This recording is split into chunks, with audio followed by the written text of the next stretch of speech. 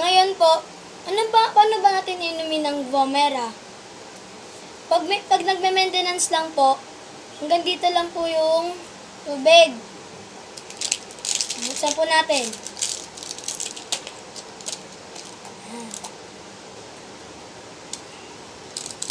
Wait lang po. Nilagyan po natin ng tubig. Dito po lang po sa arrow. After the red. Dito po. Ayun po. Dito po. Bago po.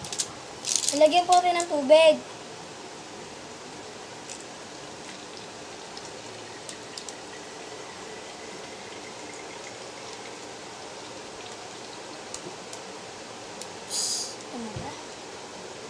Tapos, isi-shake po natin.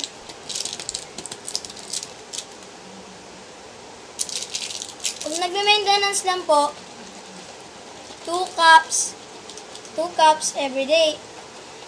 Before meal. Kailangan po kasi wala pong laman ng tiyan. Ngayon po, pag nag-ano naman po, pag may karamdaman, 1 bottle a day. Before meal. Ngayon po, inamin ko na po. Ito po yung cup. 2 cup nito sa isang araw. So, pag may natitira po, yung natitira po, ilagay lang po sa rep. Titestingan ko po. Masarap ba? So po. Isa.